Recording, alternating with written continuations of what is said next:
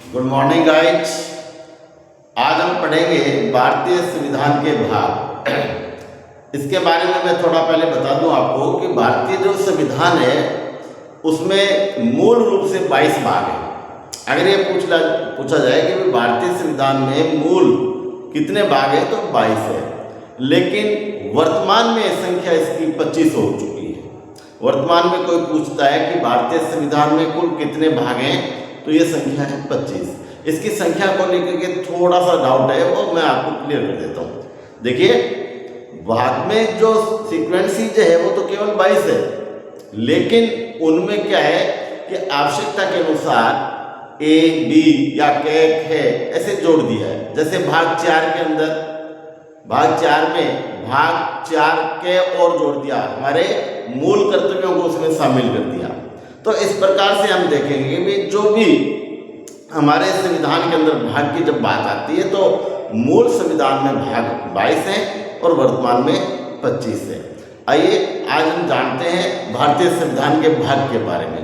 तो देखिए, सबसे पहले मैं लिखूंगा यहाँ पर भाग, उसके बाद में अनुच्छेद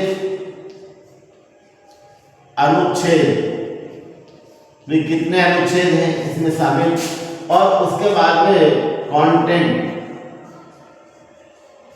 संबंध जो है वो कितने का है। देखिए, पहला जो हमारा भाग है उसमें क्या है, केवल अनुच्छेद जो हमारे हैं वो है 1, 2, 3 और 4 अनुच्छेद, फर्स्ट, सेकंड, थर्ड और 4। लेकिन किसके बारे में चर्चा है? देश के बारे में चर्चा है। देश में यहां जैसे स्टेट हो गया, राज्य, और दूसरा यूटी, यूनाइटेड टेरिटरी। यूटी का फुल फॉर्म होता है यूनाइटेड टेरिटरी, अर्थात केंद्र शासित प्रदेश। तो सबसे पहले आर्टिकल जो 1 आपका है, इसके अंदर देश के बारे में बताया गया है, अर्थात संघ और राज्यों के बारे में बताया गया है। तो देश के अंदर स्टेट जो है, स्टेट और यूटी, इसकी हम चर्चा करते हैं। देखो, अप्रैल 2014 में हमारा 29वां राज्य बना था तेलंगाना। ये सब बच्चों को पता होना चाहिए। तो उस समय 29 राज्य और 7 केंद्र शासित प्रदेश थे, यानी राज्य कितने 29 और यूटी कितनी 7। लेकिन ये 31 अक्टूबर 2019 को, 31 अक्टूबर 2019, इस डेट को आप याद रखेंगे। 31 अक्टूबर 2019 को क्या हुआ कि जम्मू और कश्मीर, इन दोनों को अलग अलग केंद्र शासित प्रदेश बना दिया। तो 7 से बढ़कर के कितने हो गए भाई? ये हमारे हो गए 9। तो राज्य तो हमारे 29 थे, लेकिन केंद्र शासित प्रदेश है वो कितने हो गए? 9 हो गए। तो इस प्रकार से लंबे समय तक 7 केंद्र शासित प्रदेश रहे। उसके बाद जम्मू और कश्मीर को जैसे ही हमने 2 अलग अलग केंद्र शासित प्रदेश बनाए तो 2 संख्या और जुड़ गई, तो ये हो गए 8 और 1 9, यानी 9 केंद्र शासित प्रदेश हो गए। लेकिन आप देखेंगे कि ये ज्यादा दिन नहीं चले, ये 2 महीने चले, यानी दिसंबर तक। और अगला जैसे ही सन आया 26 जनवरी 2020, उसमें क्या हुआ कि उसमें इनको अलग 370 की धारा को हटाने के कारण उसके बाद भारत के अंदर जो है वो राज्य जो है वो 28 हो गए और केंद्र शासित प्रदेश जो है वो वापस 9 रह गए। लेकिन फिर क्या हुआ कि दादर नागर हवेली और दमन दीव, इनको मिलाकर के एक कर दिया। इसलिए एक कर दिया क्योंकि प्रशासन ने सोचा भाई ज़्यादा खर्चा हो रहा है बिना वजह, और ये छोटे छोटे क्षेत्र थे, इसलिए इनको शामिल कर दिया। तो वर्तमान में कितने राज्य और कितने केंद्र शासित प्रदेश हो गए? तो हम कह सकते हैं कि वर्तमान में 28 तो राज्य हैं और 8 केंद्र शासित प्रदेश हैं। तो इसका आपको पहली जो हमारा आर्टिकल भाग फर्स्ट का जो पहला अनुच्छेद है उसमें संघ और राज्यों के बारे में हमें बताया गया है। 2 नंबर में क्या है?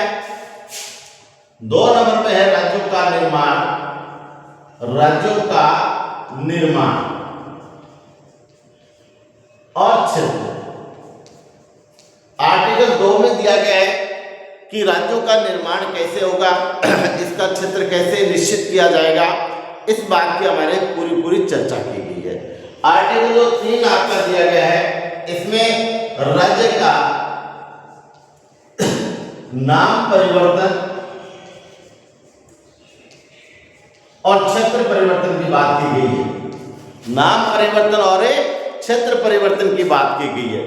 तो आर्टिकल 3 कह रहा है कि राज्य का, कोई भी राज्य का अगर नाम बदलना है तो आर्टिकल भाग 1 के आर्टिकल 3 में है, या नया नाम रखना है, राज्य का नया नाम रखना है या बदलना है, ये किस अनुच्छेद में है? भाग 1 के अनुच्छेद 3 में। और अनुच्छेद 4 जो है हमारा, अनुच्छेद 4 जो है वो ये कहता है कि भाई जो भी हमने 1, 2, 3 अनुच्छेद में जो परिवर्तन किया गया है वो संशोधन नहीं है, संविधान में संशोधन नहीं है, यह केवल एक कानूनी अधिकार है केंद्र का। इसके अंदर इसको भारतीय संविधान का संशोधन नहीं माना जाएगा। जैसे मान लीजिए किसी राज्य का नाम बदल दिया गया हो तो वो भारतीय संविधान में संशोधन नहीं है, वो एक कानूनी प्रक्रिया है। तो इस प्रकार भाग 1 में हमें क्या बताया गया है?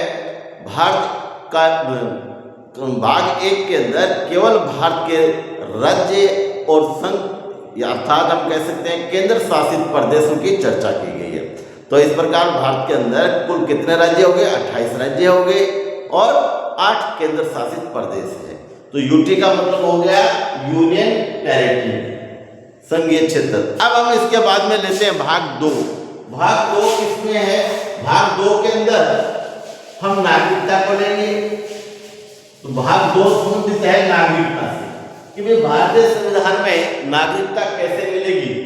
तो भाग 2 है नागरिकता, और नागरिकता में 5, 6, 7, 8, 9, 10 और 11 किससे संबंधित है? नागरिकता से। नागरिकता, सिटीजन। बड़ी विडंबना है, जब हमारा देश आजाद हो रहा था उस समय एक तरफ तो संविधान का निर्माण और दूसरी तरफ देश का बंटवारा, बहुत ही खतरनाक कंडीशन से भारत गुजर रहा था। ऐसी स्थिति में ये जरूरी था, जो हमारे संविधान निर्माता थे, कॉन्स्टिट्यूशन जो फाउंडर थे, उन्होंने सोचा कि भाई हम नागरिकता की क्या प्रावधान रखें, क्योंकि लोग भारत से पाकिस्तान जा रहे थे, कुछ पाकिस्तान से भारत आ रहे थे। तो इसलिए इसमें भाग 2 के अंदर आर्टिकल 5 से लेकर के और 11 तक इसी बात की चर्चा की गई है कि भारत में नागरिकता कैसे प्राप्त होती है और नागरिकता कैसे समाप्त होती है। अर्थात भारत के किसी भी क्षेत्र में अगर कोई बच्चा जन्म लेता है जिसके माता पिता भारत के रहने वाले हैं, तो उसे भारतीय नागरिकता स्वतः प्राप्त हो जाती है। अगर कोई भी व्यक्ति विदेश में जाकर के और विदेशी नागरिकता प्राप्त कर लेता है तो उसकी नागरिकता भारत में स्वतः ही समाप्त हो जाती है। तो ऐसे ही प्रावधान दिए गए हैं नागरिकता में। तो भाग 2 नागरिकता से जुड़ा हुआ है और इसके अंदर हमारे यहाँ पर तरह तरह के प्रावधान हैं कि रजिस्ट्रेशन के द्वारा भी नागरिकता मिलती है। तो यहाँ अगर अस्थायी आकर के रहने लग जाता है, एक टाइम ऑफ पीरियड जब पूरा हो जाता है तो नागरिकता के लिए वो एप्लीकेशन कर सकता है। तो इस प्रकार से मूल भारतीय को नागरिकता प्राप्त करने में और किसी अन्य बाहर से आए हुए विदेशी व्यक्ति को नागरिकता प्राप्त करने में अलग अलग प्रावधान हमारे आर्टिकल 5 से लेकर 11 तक है। भाग 3 में हम देखेंगे, भाग 3 के अंदर 12 से लेकर के 35, आर्टिकल 12 से लेकर 35 तक, और ये हमारा है मूल अधिकारों से संबंधित। मूल अधिकार से संबंधित है, बहुत ही मोस्ट सबसे महत्वपूर्ण है ये भारत का भाग 3, जो भारतीय नागरिक को सबसे ज्यादा स्ट्रांग बनाता है। तो भारतीय संविधान में आर्टिकल 12 से लेकर के 35 तक भाग 3 में, और ये कहाँ से लिया गया, ये भी प्रश्न आता है कई बार कि मौलिक अधिकार कहाँ से लिए गए। तो मौलिक अधिकार अमेरिका से लिए गए हैं, इस बात का सभी ध्यान रखेंगे। और 12 से लेकर 35 तक मौलिक अधिकार है। पहले शुरू में हमें 7 मौलिक अधिकार थे, लेकिन भारतीय संविधान के संशोधन 44वें के तहत 1978 में संपत्ति के अधिकार को अबोलिश अर्थात समाप्त कर दिया गया और वर्तमान में ये मूल अधिकार से हटा करके इसको आर्टिकल 300A में कानूनी अधिकार बना दिया गया है।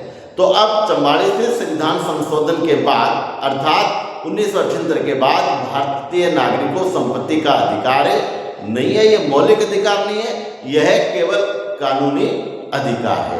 इसके अलावा अगर आप मौलिक अधिकारों के बारे में और ज़्यादा जानना चाहते हैं तो मैंने इसका अलग से वीडियो डाल रखा है, आप मेरे लिंक पर जाकर के और मौलिक अधिकार को देख सकते हैं। एक एक चीज़ उसमें प्रत्येक आर्टिकल को खुल के बताया गया है कि इसमें क्या बताया है और ये परीक्षा की दृष्टि से बहुत ही महत्वपूर्ण है।